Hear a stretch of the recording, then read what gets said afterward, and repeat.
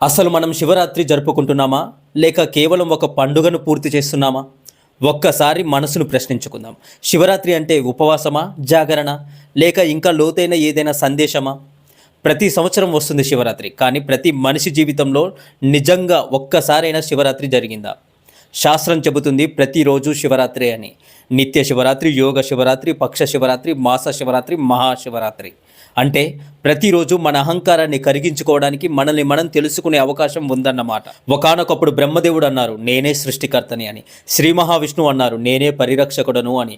వారిద్దరి వాదనలో అహంకారాల మధ్య ఆద్యంతము లేని ఒక వెలుగు ప్రత్యక్షమైంది. రూపం లేని రూపం దర్శనమిచ్చింది. అంతం లేని ఆరంభం మొదలైంది. అంతం లేని శక్తి కనిపించింది. అదే శివతత్వం.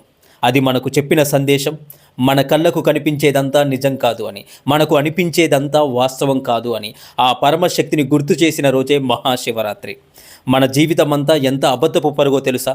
రోజు తింటూనే ఉంటాం, ఒక్కరోజు ఉపవాసం చేస్తే ఏం కోల్పోతాం? రోజు మాట్లాడుతూనే ఉంటాం, ఒక్కరోజు మౌనాన్ని పాటిస్తే ఏం పోతుంది?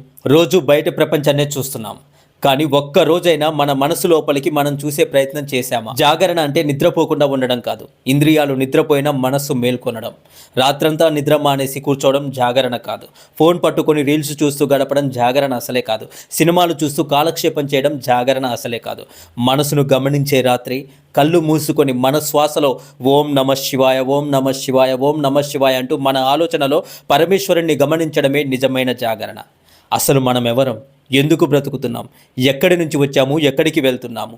శివుడెవరు? శివుడు ఎక్కడున్నారు? ఈ ప్రశ్నలే నిజమైన శివ పూజ. ఓం నమ శివాయ ఈ ఒక్క మంత్రం పంచభూతాలను నిశ్శబ్దం చేస్తుంది. శివుడిని ఆలయంలో వెతికినా దొరుకుతాడు, కానీ నీలో వెతికితే సాక్షాత్తుగా పరమేశ్వరుడే నిజంగా మన మనసులో దర్శనమిస్తారు. కాశీ వెళ్ళినా, రామేశ్వరం వెళ్ళినా, అరుణాచలం వెళ్ళినా మన హృదయం మేల్కొనకపోతే శివుడు మనకు ఎక్కడా కనిపించడు. కనీసం ఈ మహాశివరాత్రి రోజైనా ఉపవాసం పాటిద్దాం, మౌనాన్ని అలవాటు చేసుకుందాం, మనసులో పరమేశ్వరుడితో మనస్ఫూర్తిగా మాట్లాడుకుందాం, శివనామం అనుక్షణం స్మరించుకుందాం. హరహర మహాదేవ శంభో శంకర అంటూ నిత్య శివనామ స్మరణతో ఈ రోజైనా నిజంగా బ్రతికే ప్రయత్నం చేద్దాం. ఎందుకంటే జన్మానికో శివరాత్రి వస్తుంది, కానీ ఈ శివరాత్రి మనలో మేల్కొనడం మన చేతుల్లోనే ఉంటుంది. మన జీవితంలో ఒక్కసారైనా నిజమైన శివరాత్రి రావాలి. ఆ రోజైనా ఉపవాసం ఉందాం. ఉపవాసం శరీరానికి కాదు, మనసులోని అహంకారానికి. మనలో చాలామంది బ్రతకడం లేదు, కేవలం రోజులు గడుపుతున్నారు. రోజు తింటూనే ఉంటాం, ఒక్కరోజు తినకపోతే ఏమవుతుంది? శరీరం కాదు, మన మనసే కొంచెం వినయం నేర్చుకుంటుంది. ఒక్కరోజైనా అంతా మానేసి మనలోనికి మనం ప్రయాణం చేద్దాం. శివరాత్రి అంటే 4 సాధనలు: ఉపవాసము, మౌనము, దర్శనము, జాగరణ. మనతో మనం శివుడితో మాట్లాడుకోవడం. అదే నిజమైన శివారాధన అంటే. శివలింగం ఒక రాయి కాదు, మనలోనే ఉన్న అనంతమైన శక్తికి గుర్తు. కానీ ఈ రోజుల్లో శివుడికి సంబంధించిన శ్లోకాలు వినడం తగ్గిపోయింది, చదవడం మానేశారు. తన లోపలికి చూడడం మర్చిపోయాడు మనిషి. షార్ట్కట్ జీవితం, వేగం వేగం మరింత వేగం. కానీ మనిషి తనలో ఉన్న శివుడి కోసం ప్రయాణం మాత్రం చేయడం లేదు. శివ పూజలో అర్చకులు చెప్పే మాటలు కూడా మన చెవులకు తాకడం లేదు. ఎదురుగా ఉన్న శివలింగంలో మన ప్రాణశక్తిని చూసే ప్రయత్నం కూడా చేయాలి. ఈ దేహమే దేవాలయమని గుర్తించాలి. మన శ్వాసే శివుడని అర్థం చేసుకోవాలి. అప్పుడే నేనే శివుడిని అన్న జ్ఞానం మొలుస్తుంది. కానీ ఆ జ్ఞానం రావాలంటే మౌనంగా ఉండాలి, మనతో మనం మాట్లాడుకోవాలి, ధ్యానం చేయాలి. అదే అసలైన శివ పూజ. శివరాత్రి నాడు ఒక్క బిల్వపత్రము, కొంచెం నీరు, కొంచెం భస్మం, ఇవే చాలు. ఎందుకంటే శివుడు వైభవం కోరడం, సహజత్వాన్ని ఇష్టపడతారు. ఎవరూ పట్టించుకొని పూలే పరమేశ్వరుడికి ఎంతో ఇష్టం. మీలో ఎవరైనా జిల్లేడు పూలను ఇష్టపడతారా చెప్పండి? అస్సలు ఇష్టపడరు. కానీ జిల్లేడు పూలంటేనే పరమశివుడికి ఎంతో ఇష్టం. మోదుగు పూలంటే శివుడికి ఇష్టం. శ్మశానవాసి కదా, అహంకారం లేని చోటే శివుడికి ఎంతో ఇష్టం. కానీ ఈ రోజుల్లో భక్తి కంటే ప్రచారం ఎక్కువైంది, పూజ కంటే ప్రదర్శన ఎక్కువైంది. నిశ్శబ్దం కావలసిన చోట శబ్దం పెరిగింది, మనసు వినాల్సిన చోట లోకమే మాట్లాడుతుంది. ఈ రోజుల్లో ధర్మాన్ని చెప్పాల్సిన వాళ్ళు కూడా మతాన్ని ప్రచారం చేస్తున్నారేమో అనిపించే కాలం ఇది. ధర్మం అంటే జీవన మార్గం, మతం అంటే మనం కట్టుకున్న గోడ లాంటిది. ధర్మం మనల్ని కలుపుతుంది, మతం మనల్ని విడదీస్తుంది. ఆధ్యాత్మిక గురువుల పని మనసుల్ని వెలిగించడం. కానీ ఇప్పుడు మాటలు ఎక్కువ, మౌనం తక్కువ. మన విషయానికి వస్తే ఈ శివరాత్రి రోజున ఈ 24 గంటలలో, అంటే 1440 నిమిషాల్లో, అంటే 86,500 సెకండ్స్లో ప్రతి సెకండ్ ఓం నమ శివాయ, ఓం నమ శివాయ, ఓం నమ శివాయ అంటూ నిశ్శబ్దంగా మన లోపలికి మనం ప్రయాణం చేస్తూ మన అంతరంలో ఉన్న శివుని దర్శనం చేసుకుంటూ మనలో మనం అనుభూతి చెందుదాం అని మనకు మనమే ఒక మాట ఇచ్చుకుందాం. ఎందుకంటే శివుడు బయట ఎక్కడో కనిపించడు మిత్రులారా, మన లోపలే దివ్య జ్యోతిలా వెలుగుతాడు.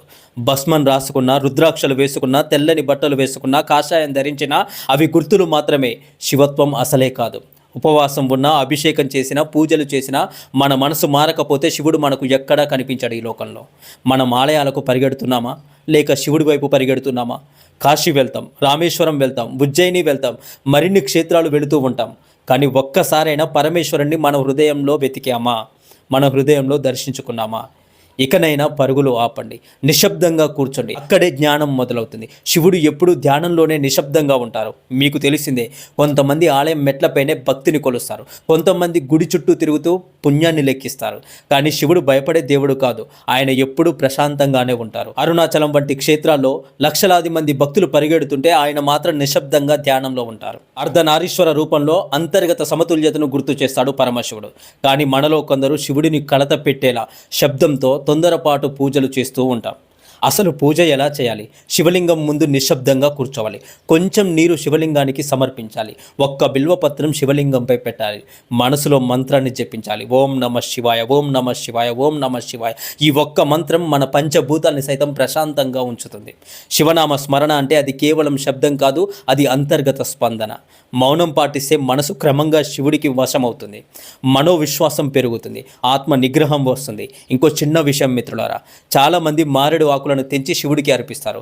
అది మంచిదే, కానీ అంతకంటే గొప్ప పూజ ఏంటో తెలుసా? ఒక్క మారేడు మొక్కను నాటడం. ఎందుకంటే మారేడు ఆకులు క్షణికం, మారేడు చెట్టు శాశ్వతం. గుడికి వెళ్ళినప్పుడు మారేడు చెట్టు ముందు నిలబడి ఫోటోలు తీసి సెల్ఫీలు తీసుకొని లోకానికి చూపించే భక్తి కంటే ఒక్క మారేడు మొక్క నాటి ప్రకృతిని కాపాడే భక్తి చాలా గొప్పది. శివాలయాలలో ఒక్క మారేడు మొక్కను నాటండి, దానికి నీళ్లు పోయండి, దాన్ని కాపాడండి, అది పెరిగి వృక్షం అవుతుంది. ఆ వృక్షానికి లక్షలాది మంది భక్తులు పూజలు చేస్తుంటారు. ఆ ఫలితాన్ని అంతటిని శివుడు మొక్క నాటిన వారికి ప్రసాదిస్తారు. అదే నిజమైన శివారాధన అంటే, అదే హృదయం తాకే భక్తి అంటే. ఈ శివరాత్రి రోజున, ఈ మహాశివరాత్రి రోజు మనమందరం ఒక చిన్న పని చేద్దాం. అది మన జీవితాన్ని మార్చే పని కావచ్చు. ఒక మారేడు చెట్టు కింద కూర్చొని మట్టితో చిన్న శివలింగాన్ని తయారు చేద్దాం. రాయితో కాదు, లోహంతో కాదు, అహంకార శిల్పం కాదు, సాధారణమైన మట్టితో. ఎందుకంటే శాస్త్రం చెబుతుంది, మట్టితో చేసిన పార్థివ శివలింగాన్ని పూజిస్తే మన అహంకారం కరిగిపోతుంది అని. మట్టి అంటే వినయం, మట్టి అంటే ప్రకృతి, మట్టి అంటే మన అసలు రూపము. ఈ కలియుగంలో వెండి, బంగారం, రత్నాలతో చేసిన పూజల కంటే సహజమైన పూజ చాలా గొప్పది. ఒక మట్టి శివలింగాన్ని తయారు చేసి మారేడు చెట్టు కింద పెట్టండి, కొంచెం నీటితో అభిషేకం చేయండి, మౌనంగా మనసులో ఓం నమ శివాయ, ఓం నమ శివాయ, ఓం నమ శివాయ అంటూ స్మరించండి. ఇంతే, ఇదేం పెద్ద కార్యక్రమం కాదు. కానీ ఇలా చేసిన మరుక్షణమే మన మనసు లోపల పెద్ద మార్పు మొదలవుతుంది, మన అహంకారం కూడా కరిగిపోతుంది. ఆ నీరు చెట్టుకు జీవం అవుతుంది, కొత్త మారేడు ఆకులు వస్తాయి. అప్పుడు మనం ఒక విషయం గ్రహిస్తాం, పూజ అంటే ప్రకృతిని పోషించడము అని. ఇదే జీవంతమైన శివ పూజ అంటే. అసలు ఆకులు తెంపి పెట్టడం కంటే మొక్క నాటి పెంచడం చాలా గొప్పది. భక్తి అనేది ప్రయోజనం కలిగించాలి, లోకానికి మేలు చేయాలి. అప్పుడు మాత్రమే పూజకు అర్థం ఉంటుంది. ఇంకో విషయం మిత్రులారా, శివరాత్రి రోజున భారీ శబ్దాలతో భజనలు, భయపెట్టే ఉత్సాహము ఇవి తగ్గించుకోవాలి. శివుడికి శబ్దం అవసరం లేదు, ఆయనకు మౌనం అంటేనే ఇష్టం. పూర్వకాలంలో శివాలయాలు నిశ్శబ్దంతో నిండిపోయేవి. అక్కడ మన హృదయ స్పందన కూడా మనకు వినిపించేది. అంత ప్రశాంతంగా ఉంటాయి శివాలయాలు. ఎందుకంటే శివ దర్శనం నిశ్శబ్దంతోనే సాధ్యమవుతుంది. శివుడికి ఇష్టమైన పూలు కూడా అహంకారం లేని పూలే. జిల్లేడు పూలు, మోదుగు పూలు. సువాసన పెద్దగా ఉండదు, కానీ వాటితో సహజత్వం ఉంటుంది. ప్రతి పుష్పానికి ఆయుర్వేద విలువ ఉంది, ప్రతి మొక్కలో జీవశక్తి ఉంటుంది. పూజల వెనక ఉద్దేశం ఒకటే, ప్రకృతి విలువను మనకు గుర్తు చేయడము. మొక్కలను తెంపడం కాదు, పెంచడం నేర్చుకుందాం. అలా చేస్తేనే మన పూజ ప్రకృతికి ఉపకారం అవుతుంది. అదే నిజమైన శివారాధన అంటే. దొంగ భక్తిని నటిస్తూ గొప్పలకు పూజలు చేయడము, స్తోత్రం చేస్తే శివుడు వెంటనే ప్రసన్నమవుతాడు అని అస్సలు అనుకోకండి మిత్రులారా. శివుడు మనం అనుకున్నంత అమాయకుడు అసలే కాదు. శివుడు అంటే విశ్వాన్ని నడిపించే శక్తి. 84 లక్షల జీవరాశులను సృష్టించి ప్రళయంలో తనలో లీనం చేసే మహాశక్తి ఆయనది.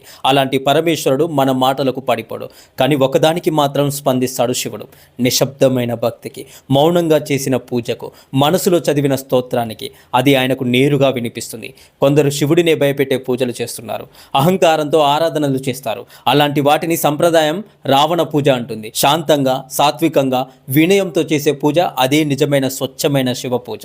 కొంచెం భస్మం, చిన్న చిరునవ్వు, ఇవి చాలు సౌమ్యతే శివతత్వం అనిపించుకోవడానికి. చివరిగా ఒక మాటను గుర్తుపెట్టుకోండి మిత్రులారా, ఈ లోకం పట్ల కృతజ్ఞతా భావం కలిగి ఉండాలి. మనకు జన్మనిచ్చిన తల్లిదండ్రులకు, జ్ఞానం ఇచ్చిన గురువులకు, సహాయంగా నిలిచిన బంధువులకు, ఈ భూమికి, ఈ గాలికి, ఈ జీవజాలానికి ధన్యవాదం చెప్పాలి. ఎందుకంటే మన జీవితం మన ఒక్కరిది కాదు, ప్రకృతి ఇచ్చిన వరం. కానీ అన్నీ నావే, అంతా నాదే అన్న అహంకారం పెరిగితే హిరణ్యాక్షుడు, హిరణ్యకశిపుడు అహంకారం వల్లే అంతమయ్యారని గుర్తుపెట్టుకోండి. ప్రకృతిని నాశనం చేస్తే పరమేశ్వరుడే కాలస్వరూపుడై వస్తారు. ఆ రోజు రాకముందే మనమందరం వినయంగా ఉండడం నేర్చుకుందాం. మౌనాన్ని అలవాటు చేసుకుందాం. ఆ మౌనంలో పరమేశ్వరుణ్ణి అర్థం చేసుకుందాం. భక్తిని మన హృదయంలో వెలిగించుకుందాం. అదే నిజమైన శివరాత్రి అవుతుంది. ప్రియమైన శివభక్తులారా, శివుడిని పూజించడం అంటే పెద్ద పెద్ద శబ్దాలు, ఆర్భాటాలు కాదు. మన హృదయం నిశ్శబ్దంగా ఆయన పేరును జపించడం. మట్టి శివలింగం ఏర్పాటు చేసి నీరు పోయడం అంటే కేవలం పూజ కాదు, ప్రకృతిని కాపాడే సంకల్పం. అది మొక్కను పెంచడం అంటే శివుడిని పెంచినట్లే. ప్రకృతిని ప్రేమించడం అంటే పరమేశ్వరుడిని ఆరాధించినట్లే. మన పూజ వల్ల ఒక్క మొక్క బ్రతికితే, ఒక జీవికి ప్రాణవాయువు అందితే అదే నిజమైన శివారాధన.